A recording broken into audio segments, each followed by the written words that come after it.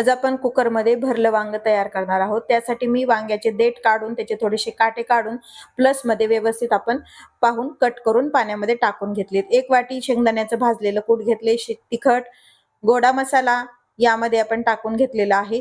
हळद टाकली, मीठ चवीपुरतं टाकून थोडासा गूळ टाकून घेतलाय, भरपूर कोथिंबीर घालायची, 1 चमचा तेल घालायचं आणि हे सर्व मिश्रण छान एकजीव करून घ्यायचंय। तयार मसाला वांग्यामध्ये व्यवस्थित मीठ लावायचं आधी वांग्याला आणि व्यवस्थित तयार मसाला यामध्ये स्टफ करून घ्यायचा आहे। सर्व वांगी आपण भरून घेतलेली आहेत। कुकर गरम करायला ठेवलंय, त्यामध्ये 2 पळी तेल टाकून घेतलंय। नंतर यामध्ये मोहरी टाकली, जिरं टाकून घेतलेली आहेत, कढीपत्ता तोडून टाकायचा आहे, कोथिंबीर टाकायची आणि भरून घेतलेले सर्व वांगे आपण त्या तेलावरती थोडेसे परतून घ्यायचे। शिल्लक राहिलेला मसाला वांग्यावरती टाकून घ्यायचा आहे, शिजण्यापुरतं पाणी टाकून घ्यायचंय, कुकरचं झाकण लावायचंय, 1 शिट्टी करून घ्यायची। तयार आहे आपलं भरलं